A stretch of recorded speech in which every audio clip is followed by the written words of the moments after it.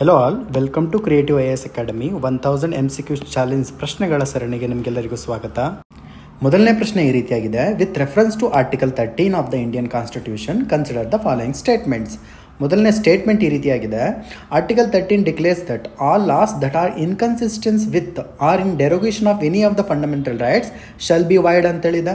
So ನೀವು ಯಾರ್ಯಾರು ಲಕ್ಷ್ಮೀಕಾಂತನ ಓದಿದ್ದೀರೋ ಈಸಿಯಾಗಿ ಈ ಒಂದು ಸ್ಟೇಟ್ಮೆಂಟ್ ಸರಿ ಅಂತೇಳಿ ಐಡೆಂಟಿಫೈ ಮಾಡ್ಬೋದು. ಎರಡನೇ ಆಪ್ಷನನ್ನು ನೋಡ್ಕೊಳ್ತಾ ಹೋಗೋಣ. ಎರಡನೇ ಸ್ಟೇಟ್ಮೆಂಟನ್ನು ನೋಡ್ಕೊಳ್ತಾ ಹೋಗೋಣ. ಏನು ಹೇಳ್ತಿದೆ ಅಂದರೆ, the term law may include both legislative and non legislative sources of law ಅಂತೇಳಿದೆ. ಸೊ ತುಂಬ ಸಿಂಪಲಾಗಿ ಹೇಳ್ತೀನಿ, ಕೇಳಿಸ್ಕೊಳ್ಳಿ. ನಿಮಗೆ ಆರ್ಟಿಕಲ್ 13 ಅಂತ ಏನಿದೆಯಲ್ವಾ, ಸೊ ಈ ಆರ್ಟಿಕಲ್ 13 ಲಾ ಅನ್ನೋದನ್ನು ಡಿಫೈನ್ ಮಾಡಿದ್ದಾರೆ. ಓಕೆನಾ, ಲಾ ಅನ್ನೋದನ್ನು ಡಿಫೈನ್ ಮಾಡಿದ್ದಾರೆ. ಈ ಲಾ ಅನ್ನೋದೇನಿದೆಯಲ್ಲ, ಇದು ಲೆಜಿಸ್ಲೇಟಿವ್ ಲಾನು ಕೂಡ ಒಳಗೊಂಡಿದೆ, ಜೊತೆಗೆ ನಾನ್ ಲೆಜಿಸ್ಲೇಟಿವ್ ಲಾನು ಕೂಡ ಒಳಗೊಂಡಿದೆ ಅಂತೇಳಿ ಹೇಳಿದೆ. ಸಿಂಪಲಾಗಿ ನೆನ್ಪಿಟ್ಕೊಳ್ಳಿ ಅಷ್ಟೇ. ಆರ್ಟಿಕಲ್ 13 ಲೆಜಿಸ್ಲೇಟಿವ್ ಲಾನು ಒಳಗೊಂಡಿದೆ, ನಾನ್ ಲೆಜಿಸ್ಲೇಟಿವ್ ಲಾನು ಕೂಡ ಒಳಗೊಂಡಿದೆ. ಆದುದರಿಂದ ಇಲ್ಲಿ ಸರಿಯಾಗಿರ್ತಕ್ಕಂಥ ಉತ್ತರವನ್ನು ನೋಡಿದಾಗ option C is the right answer. ಮುಂದಿನ ಪ್ರಶ್ನೆ ಈ ರೀತಿಯಾಗಿದೆ. Which of the following require a constitutional amendments in India ಅಂತೇಳಿದೆ. Ceding Indian territory to a foreign country, settlement of boundary disputes between India and another country, diminish the area of states ಅಂತ ಹೇಳಿದ. ಇಲ್ಲಿ ಮೊದಲನೇ ಸ್ಟೇಟ್ಮೆಂಟನ್ನು ನೋಡ್ಕೊಳ್ಳೋಣ. Ceding of Indian territory to a foreign country ಅಂತ ಹೇಳಿದ. ಇದಕ್ಕೆ ಕಾನ್ಸ್ಟಿಟ್ಯೂಷನಲ್ ಅಮೆಂಡ್ಮೆಂಟ್ ಬೇಕಾ? ಎಸ್, ಡೆಫಿನೆಟ್ಲಿ ಬೇಕೇ ಬೇಕು. ನಮಗೆ 100ನೇ ಸಂವಿಧಾನಿಕ ತಿದ್ದುಪಡಿ ಇದೆ, ನೆನ್ಪಿಟ್ಕೊಳ್ಳಿ. ರೈಟ್, 100ನೇ ಸಾಂವಿಧಾನಿಕ ತಿದ್ದುಪಡಿ ಮುಖಾಂತರವಾಗಿ ಭಾರತ ಮತ್ತು ಬಾಂಗ್ಲಾದೇಶದ ಕೆಲವೊಂದು ಪ್ರದೇಶಗಳನ್ನು ನಾವೇನು ಮಾಡ್ಕೊಂಡ್ವಿ ಅಂದರೆ ಎಕ್ಸ್ಚೇಂಜ್ ಮಾಡ್ಕೊಂಡ್ವಿ. ಕರೆಕ್ಟಾಗಿ ನೋಡ್ಕೊಳ್ತಾ ಇರಲಿ. 100 ಕಾನ್ಸ್ಟಿಟ್ಯೂಷನಲ್ ಅಮೆಂಡ್ಮೆಂಟ್ ಆ್ಯಕ್ಟ್ ಏನಿದೆಯಲ್ಲ, ಇದು ಭಾರತ ಮತ್ತು ಬಾಂಗ್ಲಾದೇಶದ ನಡುವೆ ಇರತಕ್ಕಂಥ ಕೆಲವೊಂದು ಏರಿಯಾಸ್ಗಳನ್ನು ನಾವು ಎಕ್ಸ್ಚೇಂಜ್ ಮಾಡ್ಕೊಂಡ್ವಿ. ಹಾಗಾದರೆ ಈ ಒಂದು ಮಾಹಿತಿಯ ಆಧಾರದ ಮೇಲೆ ceding of Indian territory to foreign ಕಂಟ್ರಿಗೆ ಡೆಫಿನೆಟ್ಲಿ 100% ಕಾನ್ಸ್ಟಿಟ್ಯೂಷನಲ್ ಅಮೆಂಡ್ಮೆಂಟ್ ಆ್ಯಕ್ಟ್ ಬೇಕೇ ಬೇಕು. ವಿತ್ ದಟ್ ಇನ್ಫಾರ್ಮೇಷನ್ ಯಾವ ಆಪ್ಷನ್ಸ್ಗಳಲ್ಲಿ ಒಂದು ಇಲ್ವೋ ಅದನ್ನು ನಾವು ತೆಗೆದು ಹಾಕ್ಬಿಡೋಣ. ಸೊ ಹಾಗಾಗಿ ಇಲ್ಲಿ ಆಪ್ಷನ್ ಬಿ ಬರೋದಿಲ್ಲ. ಎರಡನೇ ಸ್ಟೇಟ್ಮೆಂಟನ್ನು ನೋಡ್ಕೊಳ್ಳೋಣ. Settlement of boundary dispute between India and another country ಅಂತೇಳಿದೆ. ಇಲ್ಲಿ ಭಾರತ ಇದೆ ಅಂದ್ಕೊಳ್ಳಿ, ಜೊತೆಗೆ ಇಲ್ಲಿ ಪಾಕಿಸ್ತಾನ ಇದೆ ಅಂದ್ಕೊಳ್ಳಿ. ಓಕೆನಾ, ಇವೆರಡು ದೇಶಗಳಲ್ಲಿ ಕೆಲವೊಂದು ಪ್ರದೇಶಗಳಿದ್ದಾವೆ. ಆ ಪ್ರದೇಶದಲ್ಲಿ ನಾವು ವಿವಾದವನ್ನು ನೋಡ್ತಾ ಇದ್ವಿ, ಬಿಕ್ಕಟ್ಟುಗಳನ್ನು ನೋಡ್ತಾ ಇದ್ವಿ. ಈ ವಿವಾದವನ್ನು ಪರಿಹರಿಸಿಕೊಳ್ಳೋದಕ್ಕೆ ಕಾನ್ಸ್ಟಿಟ್ಯೂಷನಲ್ ಅಮೆಂಡ್ಮೆಂಟ್ ಅವಶ್ಯಕತೆ ಇದೆಯಾ? ಡೆಫಿನೆಟ್ಲಿ ಇಲ್ಲ. 1969ರಲ್ಲಿ ಸುಪ್ರೀಂ ಕೋರ್ಟ್ ಏನು ಹೇಳ್ತು ಅಂದರೆ, ಯಾವುದೇ ಭಾರತ ಮತ್ತು ಇತರೆ ರಾಷ್ಟ್ರಗಳೊಂದಿಗೆ ಬೌಂಡ್ರಿ ಡಿಸ್ಪ್ಯೂಟಿಗೆ ಸಂಬಂಧಪಟ್ಟಂತೆ ಏನೇ ವ್ಯಾಜ್ಯಗಳಿದ್ದಂತಹ ಸಂದರ್ಭದಲ್ಲಿ, ಬಿಕ್ಕಟ್ಟು ಇದ್ದಂತಹ ಸಂದರ್ಭದಲ್ಲಿ ಅವುಗಳನ್ನು ನಾವು ಸಿಂಪಲ್ ಆಗಿ ಲೆಜಿಸ್ಲೇಟಿವ್ ಆ್ಯಕ್ಷನ್ ಮುಖಾಂತರವಾಗಿ ಏನು ಮಾಡ್ಕೊಳ್ಬೋದು, ಅಗ್ರಿಮೆಂಟನ್ನು ಮಾಡ್ಕೊಳ್ಬೋದು ಎನ್ನುವಂಥ ಮಾಹಿತಿಯನ್ನು ಸುಪ್ರೀಂ ಕೋರ್ಟ್ ನಮಗೆ ನೀಡಿದೆ. ವಿತ್ ದಟ್ ಇನ್ಫಾರ್ಮೇಷನ್ ಯಾವ ಆಪ್ಷನ್ನಲ್ಲಿ 2 ಇರುತ್ತೋ ಅದನ್ನು ಕೂಡ ನಾವು ತೆಗೆದು ಹಾಕ್ಬಿಡೋಣ. ಓಕೆನಾ, with that D option is close. ನಂತರದಲ್ಲಿ diminish the area of a state ಅಂತೇಳಿದೆ. ನೋಡಿ, ನಮ್ಮದೇ ಸ್ಟೇಟ್ ಬಿಡಿಸ್ಕೊಂಬಿಡೋಣ. ಓಕೆನಾ, ಕರ್ನಾಟಕ ಅಂತೇಳಿದೆ. ಈ ಕರ್ನಾಟಕದ ಯಾವುದೇ ಒಂದು ಭಾಗವನ್ನು ನಾವು ಕಡಿಮೆ ಮಾಡ್ತಾ ಇದ್ದೀವಿ. ಕಡಿಮೆ ಮಾಡಿಬಿಟ್ಟು ಬೇರೆ ಒಂದು ಸ್ಟೇಟಿಗೆ ನಾವು ಕಳಿಸ್ತಾ ಇದ್ದೀವಿ ಅಂತ ಅಂದ್ಕೊಳ್ಳಿ, ಅಥವಾ ಬೇರೆ ಒಂದು ನೇಷನ್ಗೆ, ಕಂಟ್ರಿಗೆ ಕೊಡ್ತಾ ಇದ್ದೀವಿ ಅಂತ ಅಂದ್ಕೊಳ್ಳಿ. ಈ ಸಂದರ್ಭದಲ್ಲಿ ನಮಗೆ ಕಾನ್ಸ್ಟಿಟ್ಯೂಷನಲ್ ಅಮೆಂಡ್ಮೆಂಟ್ನ ಅವಶ್ಯಕತೆ ಇದೆಯಾ? ಎಸ್, ಡೆಫಿನೆಟ್ಲಿ ಅವಶ್ಯಕತೆ ಇದೆ. ಸೊ ವಿತ್ ದಟ್ ಸ್ಟೇಟ್ಮೆಂಟ್ 1 ಮತ್ತು ಸ್ಟೇಟ್ಮೆಂಟ್ 3 ಸರಿಯಾಗ್ತಾ ಹೋಗುತ್ತೆ. ಆದುದರಿಂದ ಇಲ್ಲಿ ಸರಿಯಾದ ಉತ್ತರವನ್ನು ನೋಡಿದಂತಹ ಸಂದರ್ಭದಲ್ಲಿ option 3 is the right answer. ಮುಂದಿನ ಪ್ರಶ್ನೆ ಈ ರೀತಿಯಾಗಿದೆ. Article 2 of the Indian constitution empowers the parliament to. Statements ಈ ರೀತಿಯಾಗಿದೆ. Admit new states into the union of India, establish new states, alter boundaries of constituent states ಅಂತೇಳಿದೆ. ನೋಡಿ, alter boundaries of constituent states. ನೋಡಿ, ಯಾವುದೇ ಒಂದು ಸ್ಟೇಟನ್ನು ನಾವು ಬೌಂಡ್ರೀಸ್ಗಳನ್ನು ಬದಲಾವಣೆ ಮಾಡಬೇಕು ಅಂದರೆ, ಈ ಬದಲಾವಣೆ ಮಾಡ್ತಕ್ಕಂತಹ ಒಂದು ವಿಷಯ ಭಾರತ ಸಂವಿಧಾನದ ಯಾವ ಆರ್ಟಿಕಲಲ್ಲೇ ಬರುತ್ತೆ ಅಂತ ನೋಡ್ಕೊಂಡಂತಹ ಸಂದರ್ಭದಲ್ಲಿ ಆರ್ಟಿಕಲ್ 3 ಅಂಡರಲ್ಲಿ ಬರುತ್ತೆ. ಸೊ ಉಳಿದಿರ್ತಕ್ಕಂಥದ್ದೇನು 2 ಆಪ್ಷನ್ಸ್ ಏನಿದೆ, 2 ಸ್ಟೇಟ್ಮೆಂಟ್ಸ್ ಏನಿದಾವಲ್ಲ, these are comes under article 2. So with that information ಯಾವ ಆಪ್ಷನಲ್ಲಿ 3 ಇದೆಯಲ್ಲ ಅದನ್ನು ಸ್ಟ್ರೈಕ್ಔಟ್ ಮಾಡಿಬಿಡಿ. ಬಿ ಹೋಗುತ್ತೆ, ಸಿ ಹೋಗುತ್ತೆ, ಡಿ ಹೋಗುತ್ತೆ. Hence option A is the right answer. Article 2 ಏನಿದೆಯಲ್ಲ, ಇದರ ಅಡಿಯಲ್ಲಿ ನಾವು ಅಡ್ಮಿಟ್ ನ್ಯೂ ಸ್ಟೇಟ್ಸ್ ಅಂದರೆ ಹೊಸ ಸ್ಟೇಟ್ಸ್ಗಳನ್ನು ರಚನೆ ಮಾಡ್ತಕ್ಕಂಥದ್ದು ಯೂನಿಯನ್ ಆಫ್ ಇಂಡಿಯಾಗೆ, ಜೊತೆಗೆ ಹೊಸ ಸ್ಟೇಟ್ಸ್ಗಳನ್ನು, ಹೊಸ ರಾಜ್ಯಗಳನ್ನು ರಚನೆ ಮಾಡ್ತಕ್ಕಂಥದ್ದು, ಇವೆರಡೂ ಕೂಡ ಆರ್ಟಿಕಲ್ 2 ಅಂಡರಲ್ಲಿ ಬರುತ್ತೆ. ಮುಂದಿನ ಪ್ರಶ್ನೆ ಈ ರೀತಿಯಾಗಿದೆ. Consider the following statements. The CE20 cryogenic engine is on advanced propulsion system developed by ISRO ಅಂತ ಹೇಳಿದೆ. The human rating of A space craft highlights the functionality of A on board scientific instrument ಅಂತ ಹೇಳಿದೆ. ನಮಗೆ paper 2 ಅಲ್ಲಿ science and technology ಮತ್ತು environment and ecology ವಿಭಾಗದಿಂದ ಸರಿಸುಮಾರು 30 ಪ್ರಶ್ನೆಗಳು ಬರೋದ್ರಿಂದ ಇಲ್ಲಿ ಸ್ವಲ್ಪ ಸೈನ್ಸ್ ಆ್ಯಂಡ್ ಟೆಕ್ನಾಲಜಿಗೆ ಸಂಬಂಧಪಟ್ಟಿರ್ತಕ್ಕಂಥ ಕ್ವಶನನ್ನು ನಾನು ಹಾಕ್ಕೊಂಡಿದ್ದೀನಿ. ಮೊದಲನೇ ಸ್ಟೇಟ್ಮೆಂಟನ್ನು ನೋಡ್ಕೊಳ್ಳೋಣ. The CE-20 cryogenic engine is an advanced propulsion system developed by ISRO. So this is the right one. Actually ಮೊದಲನೇ ಸ್ಟೇಟ್ಮೆಂಟನ್ನು ಬಳಸ್ಕೊಂಡು ನಾವು ಆಪ್ಷನ್ ಬಿ ಮತ್ತು ಆಪ್ಷನ್ ಡಿ ಅನ್ನು ಸ್ಟ್ರೈಕ್ಔಟ್ ಮಾಡ್ಬೋದು. ಇಲ್ಲಿ ನಮಗೆ ಈ ಹಿಂದೆ ಹೇಳ್ಕೊಟ್ಟ ರೀತಿಯಲ್ಲಿ 50% ಚಾನ್ಸ್ ಇದೆ. ಓಕೆನಾ, 2 ಆಪ್ಷನ್ ಇದೆ. ಈ 2 ಆಪ್ಷನಲ್ಲಿ ಯಾವುದು ಸರಿ ಅನ್ನೋದನ್ನು ನೀವು ಗುರುತಿಸಬೇಕಾಗತ್ತೆ.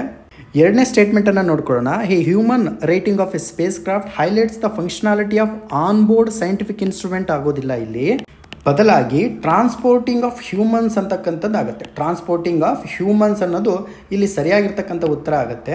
ಆದುದರಿಂದ 2ನೇ ಆಪ್ಷನ್ ತಪ್ಪಾಯಿತು. ಸೊ ಆಬ್ಸಲ್ಯೂಟ್ಲಿ ಇಲ್ಲಿ ಸರಿಯಾದ ಉತ್ತರ ಯಾವುದು? A. Option A is the right answer. ಮುಂದಿನ ಪ್ರಶ್ನೆಯನ್ನು ನೋಡ್ಕೊಳ್ತಾ ಹೋಗೋಣ. ಸರೋಗೆಸಿ ಅಂತೇಳಿದೆ. ನಿಮಗೆ ಸರೋಗೆಸಿ ಅಂದ ತಕ್ಷಣ ಏನು ನೆನಪಾಗಬೇಕು ಅಂದರೆ ಇದೊಂದು ಬಾಡಿಗೆ ತಾಯ್ತನಕ್ಕೆ ಸಂಬಂಧಪಟ್ಟಿರ್ತಕ್ಕಂಥ ಮಾಹಿತಿ ಅಂತೇಳಿ ನೆನ್ಪಿಟ್ಕೊಳ್ಬೇಕು. ಓಕೆನಾ, ನೋಡಿ ಈ ಎಕ್ಸಾಮಲ್ಲಿ ನಿಮಗೆ ಕರೆಂಟ್ ಅಫೇರ್ಸ್ ಸೆಕ್ಷನ್ಸಿಂದ ಸರಿಸುಮಾರು 80 ಕ್ವಶನ್ಸ್ಗಳು ಅಪಿಯರ್ ಆಗೋದ್ರಿಂದ so it is necessary to read about current affairs. ಓಕೆನಾ, surrogacy refers to the process where a women carries and give birth to our own biological child ಅಂತೇಳಿದೆ. ಎರಡನೇ ಸ್ಟೇಟ್ಮೆಂಟ್ ಈ ರೀತಿಯಾಗಿದೆ. Gametes are reproductive cells that unite during sexual reproduction to create a new individual ಅಂತ ಹೇಳಿದೆ. ಇಲ್ಲಿ ನಿಮಗೆ ಸರೋಗೆಸಿ ಅಂದರೆ ಏನು ಅರ್ಥ ಆಗಬೇಕು. ಫಸ್ಟು ಇಲ್ಲಿ ಕಪಲ್ ಇರ್ತಾರೆ ಅಂತ ಅಂದ್ಕೊಳ್ಳಿ. ಇವರಿಗೆ ಮಗುವಿನ ಅವಶ್ಯಕತೆ ಇರುತ್ತೆ. ಆದುದರಿಂದ ಮಗುವಿನ ಹುಟ್ಟಿಗೆ ಕಾರಣ ಆಗ್ತಕ್ಕಂಥ ಕೆಲವೊಂದು ಅಂಶಗಳನ್ನು ತೆಗೆದುಕೊಂಡು ಇನ್ನೊಂದು ಪಾರ್ಟಿಗೆ ಇಂಜೆಕ್ಟ್ ಮಾಡ್ತಕ್ಕಂಥದ್ದು, ಅದು ಕೂಡ ಒಂದು ಹೆಣ್ಣಾಗಿರುತ್ತೆ. ಸೊ ಅದಕ್ಕೆ ಇದನ್ನು ನಾವು ಬಾಡಿಗೆ ತಾಯ್ತನ ಅಂತೇಳಿ ಕರಿತೇವೆ. ಈ ಇಬ್ಬರು ಕಪಲ್ಗಳಿಗೆ ಸಂಬಂಧಪಟ್ಟಿರ್ತಕ್ಕಂಥ ಜನನಕ್ಕೆ ಸಂಬಂಧಪಟ್ಟಿರ್ತಕ್ಕಂಥ ಕೆಲವೊಂದು ಅಂಶಗಳನ್ನು ಈ ಥರ್ಡ್ ಪಾರ್ಟಿಯಲ್ಲಿ ಅಂದರೆ ಇನ್ನೊಂದು ತಾಯಿಯ ದೇಹದಲ್ಲಿ ಹಾಕಿಬಿಟ್ಟು ಅಲ್ಲಿ ಮಗುವನ್ನು ಬೆಳೆಸ್ತಕ್ಕಂತಹ ಒಂದು ಸಿಸ್ಟಮ್ ಏನಿದೆಯಲ್ಲ, ಇದನ್ನು ನಾವು ಸರೋಗೆಸಿ ಅಂತೇಳಿ ಕರಿತೀವಿ. ಕೆಲವೊಂದು ಲೀಗಲ್ ರೆಸ್ಟ್ರಿಕ್ಷನ್ಸ್ಗಳು ಕೂಡ ಇಲ್ಲಿದೆ. ಬಟ್ ಇಲ್ಲೇನು ಕೊಟ್ಟಿದ್ದಾರೆ ಆಪ್ಷನಲ್ಲಿ, ಇಲ್ಲೇನು ಕೊಟ್ಟಿದ್ದಾರೆ ಸ್ಟೇಟ್ಮೆಂಟಲ್ಲಿ ಅನ್ನೋದನ್ನು ನೋಡ್ಕೊಳ್ಳೋದಾದರೆ, surrogacy refers to the process where a women carries and give birth to our own biological child ಅಂತ ಹೇಳಿದೆ. ಆಬ್ಸಲ್ಯೂಟ್ಲಿ ಇದೇನಾಗುತ್ತೆ, ತಪ್ಪಾಗ್ತಾ ಹೋಗುತ್ತೆ. ಇಲ್ಲಿ 1ನೇ ಸ್ಟೇಟ್ಮೆಂಟ್ ತಪ್ಪಾಯಿತು ಅಂದರೆ ಈಸಿಯಾಗಿ ಎ ಹೋಗುತ್ತೆ, ಜೊತೆಗೆ ಸಿನೂ ಕೂಡ ಹೋಗುತ್ತೆ. ಇಲ್ಲಿ ಮತ್ತೆ ನಾನು ಈ ಹಿಂದೆ ಹೇಳಿದಿರತ್ತ 50% ಚಾನ್ಸಸ್ ಇದೆ. ಗ್ಯಾಮೆಟ್ಸ್ ಆರ್ ರೀಪ್ರೊಡಕ್ಟಿವ್ ಸೆಲ್ಸ್ ಅಂತ ಹೇಳಿದೆಯಲ್ಲ, ಇದು ಈ ಒಂದು ಸ್ಟೇಟ್ಮೆಂಟ್ ಸರಿಯಾಗುತ್ತೆ. ಸೊ ಆದುದರಿಂದ ಇಲ್ಲಿ ಸರಿಯಾಗಿರ್ತಕ್ಕಂಥ ಉತ್ತರವನ್ನು ನೋಡಿದಾಗ option B is the right answer. ಮುಂದಿನ ಪ್ರಶ್ನೆ ಈ ರೀತಿಯಾಗಿದೆ. Which one of the following colour changes is commonly observed in galaxies when star formation activity declines ಅಂತ ಹೇಳಿದೆ. ನೋಡಿ, ಒಂದು ಸ್ಟಾರ್ ಇದೆ ಅಂದ್ಕೊಳ್ಳಿ. ಈ ಸ್ಟಾರ್ನ ಫಾರ್ಮೇಷನ್ನು ಏನಾಗ್ತಾ ಹೋಗ್ತಿದೆ, ಡಿಕ್ಲೈನ್ ಆಗ್ತಾ ಹೋಗ್ತಿದೆ. ಆ ಸಂದರ್ಭದಲ್ಲಿ ನಮಗೆ ಬಣ್ಣಗಳಲ್ಲಿ ಯಾವ ರೀತಿಯಾಗಿರ್ತಕ್ಕಂತಹ ಬದಲಾವಣೆಯನ್ನು ಕಾಣೋದಕ್ಕೆ ಸಿಗುತ್ತೆ ಅಂತೇಳಿ ಹೇಳ್ತಿದ್ದಾರೆ. ಇಲ್ಲಿ ಫ್ರಮ್ ಬ್ಲೂ ಟು ರೆಡ್ ಅಂತ ಆಪ್ಷನ್ ಇದೆ ನೋಡಿ. This is the right answer. Actually ಇಲ್ಲಿ ಹೊಸದಾಗಿ ಒಂದು ಸ್ಟಾರ್ ಫಾರ್ಮೇಷನ್ ಆಯಿತು ಅಂತ ಅಂದ್ಕೊಳ್ಳಿ. ಓಕೆನಾ, ಹೊಸದಾಗಿ ಒಂದು ಸ್ಟಾರ್ ಫಾರ್ಮೇಷನ್ ಆಯಿತು ಅಂದ್ಕೊಳ್ಳಿ. ಸ್ಟಾರ್ ಫಾರ್ಮೇಷನ್ ಹೊಸದಾಗಿ ಆಗಿದೆ ಅಂದರೆ ಆ್ಯಕ್ಚುಲಿ ಏನಾಗ್ತಾ ಇರುತ್ತೆ, ಇಲ್ಲಿ ಟೆಂಪ್ರೇಚರ್ ಹೆವಿ ಇರುತ್ತೆ. ಸೊ ಟೆಂಪ್ರೇಚರ್ ಹೆವಿ ಇದ್ದಾಗ ತುಂಬ ಹಾಟ್ ಆಗಿರುತ್ತೆ. ಈ ಹಾಟ್ ಆಗಿರ್ತಕ್ಕಂಥ ಸಂದರ್ಭದಲ್ಲಿ ಇದುಗಳ ಕಲರ್ ಯಾವ ರೀತಿಯಾಗಿರುತ್ತೆ ಅಂತ ನೋಡ್ಕೊಂಡಾಗ ಬ್ಲೂ ಕಲರ್ ಇರುತ್ತೆ. ಸೊ ವಿತ್ ದಿಸ್ ಇನ್ಫಾರ್ಮೇಷನ್ ನಾವು ಈಸಿಯಾಗಿ ಆಪ್ಷನ್ ಸಿ ಅನ್ನು ರೌಂಡ್ ಅಪ್ ಮಾಡ್ಕೊಳ್ಬೋದು. Blue to red is the right answer here. ಮುಂದಿನ ಪ್ರಶ್ನೆಯನ್ನು ನೋಡ್ಕೊಳ್ಳೋಣ. Which one of the following is the primary purpose of the space borne assistance and knowledge hub for crew interaction app on board the spacecraft ಅಂತೇಳಿದೆ. ಇಲ್ಲಿ ಡೈರೆಕ್ಟಾಗಿ ನಿಮಗೆ ಸರಿಯಾಗಿ ಇರ್ತಕ್ಕಂಥ ಉತ್ತರವನ್ನು ಹೇಳ್ಬಿಡ್ತೇನೆ. Providing real time information and assistance to astronauts ಅಂತಕ್ಕಂಥದ್ದು ಸರಿಯಾಗಿರ್ತಕ್ಕಂಥ ಉತ್ತರ. ನೋಡಿ, ಸಖಿ ಆ್ಯಪ್ ಏನಿದೆಯಲ್ಲ, ತುಂಬ ಸುದ್ದಿಲಿರ್ತಕ್ಕಂತಹ ಒಂದು ಆ್ಯಪ್ ಆಗಿರೋದ್ರಿಂದ ಇದ್ರ ಬಗ್ಗೆ ನೀವು ಮಾಹಿತಿಯನ್ನು ತಿಳ್ಕೊಂಡಿರಲೇಬೇಕು. ಕಾರಣ ಏನು ಅಂದರೆ, ಈ ಸಖಿ ಅಂತಕ್ಕಂಥ ಆ್ಯಪ್ನ ಮುಖ್ಯವಾಗಿರ್ತಕ್ಕಂಥ ಉದ್ದೇಶ ಏನು ಅಂದರೆ ರಿಯಲ್ ಟೈಮ್ ಇನ್ಫಾರ್ಮೇಷನನ್ನು ಆಸ್ಟ್ರೋನಾಟ್ಸ್ಗಳಿಗೆ ಕೊಡ್ತಾ ಇರುತ್ತೆ, ಅಸಿಸ್ಟೆನ್ಸನ್ನು ಮಾಡ್ತಾ ಇರುತ್ತೆ. ಸೊ ಆದುದರಿಂದ ಅಸಿಸ್ಟೆನ್ಸನ್ನು ಕೊಡೋದ್ರಿಂದ ಎಸ್ಪೆಷಲಿ ಬಾಹ್ಯಾಕಾಶ ಯಾನಿಗಳಿಗೆ ಸಖಿ ಪೋರ್ಟಲ್ಗೆ ಸಂಬಂಧಪಟ್ಟಿರ್ತಕ್ಕಂಥ ಯಾವುದೇ ಮಾಹಿತಿಗಳು ಕೂಡ ರಿಯಲ್ ಟೈಮಲ್ಲಿ ಪ್ರೊವೈಡ್ ಆಗೋದ್ರಿಂದ ಸಖಿ ಆ್ಯಪನ್ನು ನಾವು ನೆನ್ಪಿಟ್ಕೊಳ್ಳಬೇಕು. ತುಂಬಾ ಇಂಪಾರ್ಟೆಂಟ್ ಆಗಿರುವಂಥದ್ದು. ಇದೊಂದು AI ಬೇಸ್ಡ್ ಮೊಬೈಲ್ ಆ್ಯಪ್ ಅಂತಲೂ ಕೂಡ ಹೇಳ್ಬೋದು. Artificial intelligence based mobile app ಆಗಿದೆ. ಇದನ್ನು ಡೆವಲಪ್ಮೆಂಟ್ ಮಾಡಿರೋದು ಯಾರು ಅಂತ ಪ್ರಶ್ನೆಯನ್ನು ಕೇಳಿದಾಗ ಇನ್ ಸ್ಪೇಸ್ ಅಂತಕ್ಕಂತಹ ಒಂದು ಸಂಸ್ಥೆ, ಇನ್ ಸ್ಪೇಸ್ ಅಂತಕ್ಕಂಥ ಒಂದು ಸಂಸ್ಥೆ ಆಸ್ಟ್ರೋನಾಟ್ಸ್ಗಳಿಗೆ ಹೆಲ್ಪ್ಫುಲ್ ಆಗಬೇಕು ಅನ್ನೋ ಉದ್ದೇಶದಿಂದ ಈ ಒಂದು ಸ್ಪೇಸ್ ಆ್ಯಪನ್ನು ಇಂಟ್ರೊಡ್ಯೂಸ್ ಮಾಡಿದೆ. ಇದರ ಜೊತೆಗೆ ಎನ್ವಿರಾನ್ಮೆಂಟಲ್ ಆ್ಯಂಡ್ ಪೊಟೆನ್ಷಿಯಲ್ ಇಶ್ಯೂಸ್ಗಳನ್ನು ಕೂಡ ಈ ಸಖಿ ಆ್ಯಪ್ ಅಂತಕ್ಕಂಥದ್ದು ರಿಯಲ್ ಟೈಮ್ ಇನ್ಫಾರ್ಮೇಷನ್ ಮುಖಾಂತರವಾಗಿ ನೀಡುತ್ತೆ. ಇಷ್ಟು ಇದಕ್ಕೆ ಸಂಬಂಧಪಟ್ಟಿರ್ತಕ್ಕಂಥ ಮಾಹಿತಿ. ಮುಂದಿನ ಪ್ರಶ್ನೆ ಈ ರೀತಿಯಾಗಿದೆ. With reference to great Indian bustard consider the following statements. ನೋಡಿ, 3 ಸ್ಟೇಟ್ಮೆಂಟ್ಸ್ ಇದೆ. ನಿಮಗೆ ಆಲ್ರೆಡಿ ಹೇಳಿದೆ ಎನ್ವಿರಾನ್ಮೆಂಟ್ ಆ್ಯಂಡ್ ಎಕಾಲಜಿ ವಿಭಾಗದಿಂದ ಹಲವಾರು ಪ್ರಶ್ನೆ ಬರುತ್ತೆ ನಿಮಗೆ ಪ್ರಿಲಿಮ್ಸಿಗೋಸ್ಕರ. ಆದುದರಿಂದ ಇಲ್ಲಿ ಎನ್ವಿರಾನ್ಮೆಂಟಿಗೆ ಸಂಬಂಧಪಟ್ಟಿರ್ತಕ್ಕಂಥದ್ದು ನಿಮಗೆ ತಿಳ್ಕೊಂಡಿದ್ದೀನಿ MCQ. With reference to the great Indian bustard ಅಂತೇಳಿ ಕರೀತಿದ್ದಾರೆ. ಇಲ್ಲಿ GIB ಅಂತೇಳಿ ಕರಿತೀವಿ ಇದನ್ನ. It is one of the heaviest flying birds endemic to the Indian subcontinent ಅಂತ ಹೇಳಿದೆ. ಸರಿ ಉತ್ತರ. It lives in arid and semi arid grasslands ಅಂತ ಹೇಳಿದೆ. ಕೆಲವು ದಿನಗಳ ಹಿಂದೆ ರಾಜಸ್ಥಾನದಲ್ಲಿ ಕೆಲವೊಂದು ಸೋಲಾರ್ ಪವರ್ ಪ್ಲ್ಯಾಂಟ್ಸ್ಗಳು ಕಂಡು ಬರ್ತವೆ. ಓಕೆನಾ? ಬಾದ್ಲಾ ಸೋಲಾರ್ ಪವರ್ ಪ್ಲ್ಯಾಂಟ್ಸ್ ಕೇಳಿದಿರ ತಾನೆ? ಎಲ್ಲಿ ಲೊಕೇಟ್ ಆಗಿದೆ ಇದು? ರಾಜಸ್ಥಾನ್. ಈ ಹಿಂದೆ ಅಸಿಸ್ಟೆಂಟ್ ಕಂಟ್ರೋಲರ್ಗಳು ಕೂಡ ಈ ಒಂದು ಪ್ರಶ್ನೆಯನ್ನು ಕೇಳಲಾಗಿದೆ. ಸರಿಯಾಗಿ ನೆನ್ಪಿಟ್ಕೊಳ್ಬೇಕು. ಬಾದ್ಲಾ ಸೋಲಾರ್ ಪಾರ್ಕ್ ಎಲ್ಲಿದೆ, ಎಲ್ಲಿ ಸಿಚುಯೇಟ್ ಆಗಿದೆ ಅಂತೇಳಿ ಕೇಳಿದ್ರು. It lives in Rajasthan. Okay, ಈಗ ಅದು ನಮಗೆ ಬೇಡ. It lives in arid and semi arid grasslands ಅಂತಿದೆ. ರಾಜಸ್ಥಾನ ಕೂಡ ಆ್ಯರಿಡ್ ರೀಜನೇ ಅಲ್ವಾ? ಸೊ ಆದುದರಿಂದ ಸ್ಟೇಟ್ಮೆಂಟ್ 2 ಕೂಡ ಸರಿ ಆಗ್ತಾ ಹೋಗುತ್ತೆ. ಥರ್ಡ್ ಸ್ಟೇಟ್ಮೆಂಟನ್ನು ನೋಡ್ಕೊಳ್ಳೋಣ. It is categorized as critically endangered in IUCN red list of threatened species ಅಂತೇಳಿದೆ. ಸೊ ಇದು ಕೂಡ ಏನಾಗುತ್ತೆ, ಸರಿ ಆಗ್ತಾ ಹೋಗುತ್ತೆ. ನಿಮಗೆ IUCN ಅಂತ ಬಂದ ತಕ್ಷಣ ಇದರ ಕೆಲಸ ಏನು ಅಂದರೆ ಕೆಲವೊಂದು ಜೀವಿಗಳನ್ನು ಅಂದರೆ ಅಪಾಯದಲ್ಲಿರ್ತಕ್ಕಂಥ ಜೀವಿಗಳನ್ನು ಕ್ಯಾಟಗರೈಸ್ ಮಾಡಿ critically endangered species, vulnerable, extinct, nearly threaten, ಈ ರೀತಿಯಾಗಿರ್ತಕ್ಕಂಥ ಕೆಟಗರಿಯನ್ನು ಮಾಡ್ತದೆ IUCN. 2022ರಲ್ಲಿ ಒಂದು ಪ್ರಶ್ನೆ ಬಂದಿತ್ತು UPSCಗೆ ಸಂಬಂಧಪಟ್ಟಂತೆ. ಸ್ಪೀಸೀಸ್ ಸರ್ವೈವಲ್ ಕಮಿಷನ್ಗೆ ಸಂಬಂಧಪಟ್ಟಂತೆ ರಿಪೋರ್ಟನ್ನು ನೀಡ್ತಕ್ಕಂಥ ಸಂಸ್ಥೆ ಯಾವುದು ಅಂತ ಕೇಳಿದ್ರು. IUCN is the right answer. But ನಮಗಿಲ್ಲಿ ಅದರ ಅವಶ್ಯಕತೆ ಇಲ್ಲ. ಸ್ಟೇಟ್ಮೆಂಟ್ 1, ಸ್ಟೇಟ್ಮೆಂಟ್ 2, ಸ್ಟೇಟ್ಮೆಂಟ್ 3 ಮೂರೂ ಕೂಡ ಸರಿಯಾಗಿರೋದ್ರಿಂದ ಇಲ್ಲಿ ಸರಿಯಾಗಿರ್ತಕ್ಕಂಥ ಉತ್ತರವನ್ನು ನೋಡಿದಾಗ option D is the right answer. ನೋಡಿ, ಇಲ್ಲಿ ಗ್ರೇಟ್ ಇಂಡಿಯನ್ ಬಸ್ಟರ್ಡ್ಗೆ ಸಂಬಂಧಪಟ್ಟಂತೆ ಕೆಲವೊಂದು ಅಫಿಷಿಯಲ್ ಆಗಿರ್ತಕ್ಕಂಥ ಇಂಪಾರ್ಟೆಂಟ್ ಆಗಿರ್ತಕ್ಕಂಥ ಮಾಹಿತಿಯನ್ನು ಹೇಳ್ತೀನಿ ನಿಮಗೆ. ಈಗ ಆಲ್ರೆಡಿ ನಿಮಗೆ ಗೊತ್ತಿದೆ IUCN ರೆಡ್ ಲಿಸ್ಟಲ್ಲಿ ಯಾವ ಸ್ಟೇಟಸನ್ನು ಹೊಂದಿದೆ ಇದು? C ಮತ್ತು E ಅಂತೇಳಿ ನೆನ್ಪಿಟ್ಕೊಳ್ಬೇಕು. ಏನಂತೇಳಿ ಅದರ ಅರ್ಥ? ಕ್ರಿಟಿಕಲಿ ಎಂಡೇಂಜರ್ಡ್ ಅಂತೇಳಿ ಕರಿತೀವಿ. ಅದೇ ರೀತಿಯಾಗಿ WPA ಏನಿದರ ಅರ್ಥ? Wild life protection act of 1972 ಅಂತೇಳಿ ಕರಿತೀವಿ. ಇದರಲ್ಲಿ ಶೆಡ್ಯೂಲ್ 1 ಅಂತೇಳಿ ನೆನ್ಪಿಟ್ಕೊಳ್ಬೇಕು. ಶೆಡ್ಯೂಲ್ 1 ಇದೆ. ಅದೇ ರೀತಿಯಾಗಿ ಥರ್ಡ್ ಒನ್ ಸೈಟ್ಸ್ ಅಂತೇಳಿ ಒಂದು ಪ್ರೋಗ್ರಾಮ್ ಬರುತ್ತೆ. ಇದು ಕೂಡ ಇಂಪಾರ್ಟೆಂಟು, ನಿಮಗೆ ಮುಂದಿನ ದಿನಗಳಲ್ಲಿ ಹೇಳ್ತೀನಿ. ಇದು ಅಪೆಂಡಿಕ್ಸ್ 1 ಇರತಕ್ಕಂಥದ್ದು. ಈ 3 ವಿಭಾಗದ ಸಂರಕ್ಷಣೆಯನ್ನು ತಾವು ನೆನ್ಪಿಟ್ಕೊಳ್ಬೇಕು. Great Indian bustard. ನೋಡಿ, ಇನ್ನೊಂದು ಪ್ರಮುಖವಾಗಿರ್ತಕ್ಕಂಥ ಅಂಶವನ್ನು ಹೇಳ್ತೀನಿ ನಿಮಗೆ. ಇಲ್ಲಿ ನಿಮಗೆ ಎನ್ವಿರಾನ್ಮೆಂಟ್ ಇಂಪ್ಯಾಕ್ಟ್ ಅಸೆಸ್ಮೆಂಟ್ ರಿಪೋರ್ಟ್ ಅಂತೇಳಿ ಬರುತ್ತೆ. ಎನ್ವಿರಾನ್ಮೆಂಟ್ ಇಂಪ್ಯಾಕ್ಟ್ ಅಸೆಸ್ಮೆಂಟ್ ರಿಪೋರ್ಟ್ ಅಂತೇಳಿ ಬರುತ್ತೆ. ಈ ಒಂದು ರಿಪೋರ್ಟನ್ನು ಈ ಕೆಳಗಿನ ಯಾವ ಮಿನಿಸ್ಟ್ರಿ ಇಂಟ್ರೊಡ್ಯೂಸ್ ಮಾಡುತ್ತೆ ಅಂತ ಪ್ರಶ್ನೆ ಕೇಳಲಾಗಿತ್ತು. ಯಾವ ಸಚಿವಾಲಯ ಇಂಟ್ರೊಡ್ಯೂಸ್ ಮಾಡುತ್ತೆ ಅಂತ ಪ್ರಶ್ನೆಯನ್ನು ಕೇಳಲಾಗಿತ್ತು. ಕಾಮೆಂಟ್ ಸೆಕ್ಷನ್ನಲ್ಲಿ ಸರಿಯಾಗಿರ್ತಕ್ಕಂಥ ಉತ್ತರವನ್ನು ನೀಡಿ. ಮುಂದಿನ ಪ್ರಶ್ನೆ, consider the following statements. Microplastics are defined as any solid plastics particles insoluble in water with dimension between 1 micrometer to 1000 micrometer ಅಂತಕ್ಕಂಥದ್ದು. ಆ್ಯಕ್ಚುಲಿ ಈ ಸ್ಟೇಟ್ಮೆಂಟ್ ಸರಿಯಾಗಿದೆ. Biodegradable plastics are plastics that can be recycled multiple times without degradation ಅಂತೇಳಿದೆ. Actually this is the wrong option. Actually ಇಲ್ಲಿ ಸರಿಯಾಗಿರ್ತಕ್ಕಂಥ ಉತ್ತರವನ್ನು ನೋಡಿದಾಗ option A is the right answer. ಕಾರಣ ಏನು ಅಂದರೆ ಮೈಕ್ರೋಪ್ಲಾಸ್ಟಿಕ್ಸ್ಗಳನ್ನು ನಾವು ಸರಿಯಾಗಿ ಇನ್ಸಲ್ಯೂಬಲ್ ಇನ್ ವಾಟರಲ್ಲಿ ಯಾವುದೇ ರೀತಿಯಾಗಿರ್ತಕ್ಕಂತಹ ಸೊಲ್ಯೂಷನ್ ಆಗೋದಿಲ್ಲ ಮೈಕ್ರೋಪ್ಲಾಸ್ಟಿಕ್. ಅದಕ್ಕೋಸ್ಕರನೇ ಇತ್ತೀಚಿನ ದಿನಗಳಲ್ಲಿ ನಮಗೆ ಕುಡಿಯುವ ನೀರಿನಲ್ಲಿ ಕೆಲವೊಂದು ಮೈಕ್ರೋಪ್ಲಾಸ್ಟಿಕ್ಸ್ಗಳು ಕಂಡು ಬಂದಿದೆ.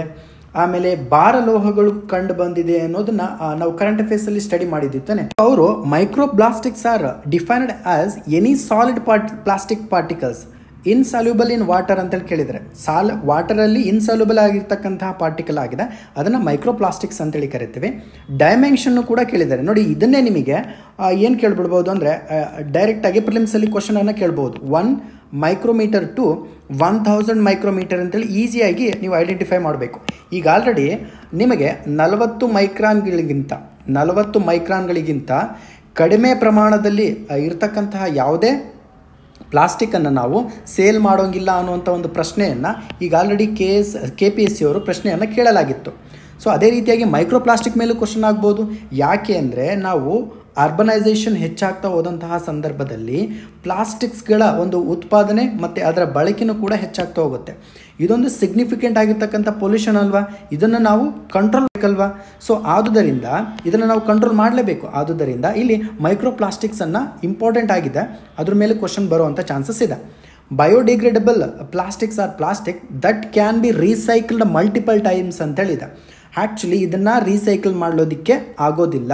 ಯಾವುದ್ರ ಮುಖಾಂತರ ಆಗೋದಿಲ್ಲ ಅಂತ ಹೇಳ್ತಿದ್ರೆ ಅವರು ವಿತೌಟ್ ಡಿಗ್ರೇಡೇಷನ್ ಅಂತೇಳಿ ಹೇಳ್ತಾ ಇದ್ದಾರೆ. ನೋಡಿ, ಒಂದು ವಸ್ತು ಏನಿದೆಯಲ್ಲ, ಈ ವಸ್ತು ಡಿಗ್ರೇಡ್ ಅಂದರೆ ಏನು, ಕೊಳೆತು ಹೋದಂಥ ನಂತರದಲ್ಲಿ ಮುಂಚೆ ಇರ್ತಕ್ಕಂತಹ ಒಂದು ವಸ್ತು ಸ್ವಲ್ಪ ಬದಲಾವಣೆ ಆಗುತ್ತೆ, ಅದನ್ನು ನಾವು ಡಿಗ್ರೇಡೇಷನ್ ಅಂತೇಳಿ ಕರಿತೇವೆ. ಈ ಡಿಗ್ರೇಡೇಷನ್ ಇಲ್ದೇ ಪ್ಲಾಸ್ಟಿಕ್ಸನ್ನು, ಬಯೋಡಿಗ್ರೇಡಬಲ್ ಪ್ಲಾಸ್ಟಿಕ್ಸನ್ನು ರೀಸೈಕಲ್ ಮಾಡೋದಕ್ಕೆ ಆಗೋದಿಲ್ಲ ಅಂತೇಳಿ ಹೇಳ್ತಾ ಇದ್ದಾರೆ.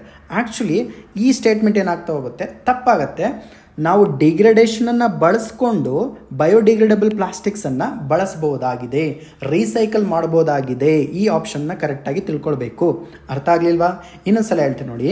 ಬಯೋಡಿಗ್ರೇಡಬಲ್ ಪ್ಲಾಸ್ಟಿಕ್ಸ್ ಅಂತ ಹೇಳಿದೆ, ಜೈವಿಕ ವಿಘಟನೆಯ ಪ್ಲಾಸ್ಟಿಕ್ಸ್ಗಳನ್ನು ಜೈವಿಕ ವಿಘಟನೆ ಮಾಡ್ತಕ್ಕಂಥ ಪ್ಲಾಸ್ಟಿಕ್ಸ್ಗಳ ಮೂಲಕನೇ ಮರುಬಳಕೆ ಮಾಡಬಹುದು ಅಂತೇಳಿ ಹೇಳಿದ್ದಾರೆ. ರೈಟ್ ಆ್ಯಕ್ಚುಲಿ, ಬಟ್ ಅವರು ವಿತೌಟ್ ಡಿಗ್ರೇಡೇಷನ್ ಅಂತ ಕೊಟ್ಟಿರೋದ್ರಿಂದ ಈ ಆಪ್ಷನ್ ತಪ್ಪಾಗತ್ತೆ. ಹಾಗಾದರೆ ಇಲ್ಲಿ ಡಿಗ್ರೇಡೇಷನ್ ಮಾಡ್ತಕ್ಕಂತಹ ಅಂಶಗಳು, ಜೀವಿಗಳು ಯಾವುದು ಅಂತ ನೋಡ್ಕೊಂಡಂತಹ ಸಂದರ್ಭದಲ್ಲಿ ಮೊದಲನೇದು ಬ್ಯಾಕ್ಟೀರಿಯಾ ಬರುತ್ತೆ, ಅದರ ಜೊತೆಗೆ ಫಂಗೈ ಕೂಡ ಬರುತ್ತೆ. ಇವೆರಡೂ ಕೂಡ ಬಯೋಡಿಗ್ರೇಡಬಲ್ ಪ್ಲಾಸ್ಟಿಕ್ಸ್ಗಳಲ್ಲಿ ಏಜೆಂಟ್ ರೀತಿಯಾಗಿ ಕೆಲಸ ಮಾಡ್ತವೆ, which leads to recycle. Yes, final ಆಗಿ ನಮಗೆ ಗೊತ್ತಾಯಿತು, answer option A is the right answer. ನೋಡಿ, ಸ್ವಲ್ಪ ಮಾಹಿತಿಯನ್ನು ಅಪ್ಡೇಟ್ ಮಾಡ್ಕೊಳ್ಳೋಣ. ಈ ಹಿಂದೆ ನಾವು PVTGS ಬಗ್ಗೆ ಮಾಹಿತಿಯನ್ನು ಕೊಟ್ಟಿದ್ವಿ. ಕರ್ನಾಟಕದಲ್ಲಿ PVTGSಗಳು ಎಷ್ಟಿದ್ದಾವೆ ಅಂತೇಳಿ, ಓಕೆನಾ? ಕರ್ನಾಟಕದಲ್ಲಿ PVTGSಗಳು ಎಷ್ಟಿದ್ದಾವೆ? ಕೇವಲ 2 PVTGSಗಳಿದ್ದಾವೆ. ಒಂದು ಜೇನುಕುರುಬ, ಇನ್ನೊಂದು ಕೊರಗ ಅಂತಕ್ಕಂಥದ್ದು. ಟೋಟಲ್ ಭಾರತದಲ್ಲಿ ಎಷ್ಟು PVTGS ಇದ್ದಾವೆ ಅಂತ ನೋಡ್ಕೊಂಡಂತಹ ಸಂದರ್ಭದಲ್ಲಿ ಟೋಟಲ್ 75 PVTGSಗಳಿದ್ದಾವೆ. ಕರ್ನಾಟಕದಲ್ಲಿ ಕೇವಲ 2 PVTGSಗಳಿದ್ದಾವೆ. ಈ ಒಂದು ಮಾಹಿತಿನ ಅಪ್ಡೇಟ್ ಮಾಡ್ಕೊಳ್ಳಿ. ನಂತರದಲ್ಲಿ ಕರ್ನಾಟಕದಲ್ಲಿ ಕೆಲವೊಂದು ಬೀಚಸ್ಗಳಿದ್ದಾವೆ, ಅವುಗಳಿಗೆ ನಾವು ಬ್ಲೂ ಫ್ಲಾಗನ್ನು ಸರ್ಟಿಫಿಕೇಷನ್ ಕೊಟ್ಟಿದ್ದೇವೆ. ಬ್ಲೂ ಫ್ಲಾಗ್ ಸರ್ಟಿಫಿಕೇಷನ್, ನೀಲಿ ಧ್ವಜ ಅಂತೇಳಿ ಕರಿತೀವಿ, ನೆನ್ಪಿಟ್ಕೊಳ್ಬೇಕು ಇದನ್ನು. ಈಗ ಆಲ್ರೆಡಿ ನಾವು ಡಿಸ್ಕಸ್ ಮಾಡಿದ್ದೀವಿ. ಕರ್ನಾಟಕದಲ್ಲಿರ್ತಕ್ಕಂತಹ ಬೀಚಸ್ಗಳು ಯಾವುದು? ಒಂದು ಪಡುಬಿದ್ರಿ, ಇನ್ನೊಂದು ಕಾಸರಗೋಡು. 2 ನೆನ್ಪಿಟ್ಕೊಳ್ಬೇಕು, ತುಂಬಾ ಇಂಪಾರ್ಟೆಂಟ್ ಆಗಿರ್ತಕ್ಕಂಥದ್ದು. ಈ ಹಿಂದೆ ಮಾಹಿತಿ ಕೊಟ್ಟಿದ್ವಿ, ಅದು ಬೇರೆ ಯಾವ ರೀತಿಯಾಗಿದೆ, ಇದು ಸರಿಯಾಗಿರ್ತಕ್ಕಂಥ ಮಾಹಿತಿ. ಹಾಗಾದರೆ ಬೇಲಕೇರಿ ಅಂತ ಏನಿದೆಯಲ್ಲ, ಅದು ಸಾಗರಮಾಲಕ್ಕೆ ಸಂಬಂಧಪಟ್ಟಿರ್ತಕ್ಕಂಥದ್ದು. ನಾನು ವೆಬ್ಸೈಟಿಂದ ಡೌನ್ಲೋಡ್ ಮಾಡ್ಕೊಂಡಿದ್ದೀನಿ. ಬೇಲಕೇರಿ ಅಂತ ಸಂಬಂಧಪಟ್ಟಿರ್ತಕ್ಕಂಥದ್ದು port connectivity, Sagarmala which is nothing but port ಕನೆಕ್ಟಿವಿಟಿಗೆ ಸಂಬಂಧಪಟ್ಟಿರ್ತಕ್ಕಂಥ ಯೋಜನೆ ಸೆಂಟ್ರಲ್ ಗೌರ್ಮೆಂಟಿಂದು. ಯಾವ ಡಿಪಾರ್ಟ್ಮೆಂಟ್ ಡೆವಲಪ್ಮೆಂಟ್ ಮಾಡಿದೆ ಅಂದರೆ ಇದನ್ನು national highway authority of India ಅಂತಕ್ಕಂಥದ್ದು ಇದನ್ನು ಡೆವಲಪ್ಮೆಂಟ್ ಮಾಡಿದೆ. ಇಷ್ಟು ಮಾಹಿತಿಯನ್ನು ಸರಿಯಾಗಿ ತಿಳ್ಕೊಳ್ಳಿ. ನೋಡಿ, ಮುಂದಿನ ಪ್ರಶ್ನೆ ಈ ರೀತಿಯಾಗಿದೆ. ಕ್ವಾಸರ್ಸ್ಗಳು ಅಂದರೆ ಏನು ಅಂತ ಪ್ರಶ್ನೆ ಕೇಳಿದ್ದಾರೆ. ಇಲ್ಲಿ ಸರಿಯಾಗಿರ್ತಕ್ಕಂಥ ಉತ್ತರ extremely luminous distant objects powered by supermassive black holes ಅಂತ ಹೇಳಿದೆ. ನೋಡಿ, ಇದು ಕರೆಂಟ್ ಅಫೇರ್ಸ್ಗೆ ಸಂಬಂಧಪಟ್ಟಿರ್ತಕ್ಕಂಥ ಕ್ವಶನ್ ಆಗಿರೋದ್ರಿಂದ ಫ್ಯಾಕ್ಚುಯಲ್ ಮತ್ತು ಕಾನ್ಸೆಪ್ಚುಯಲ್ ಎರಡೂ ರೀತಿಯಾಗಿರ್ತಕ್ಕಂಥ ಪ್ರಶ್ನೆ ಇದು. ಇದನ್ನು ನಾವು ತಿಳ್ಕೊಂಡಿರಲೇಬೇಕು, ಬೇರೆ ಆಪ್ಷನ್ ಇಲ್ಲವೇ ಇಲ್ಲ. ಸೊ ಆದುದರಿಂದ ಸರಿಯಾದ ಉತ್ತರ ಇಲ್ಲಿ ಆಪ್ಷನ್ ಬಿ ಆಗುತ್ತೆ.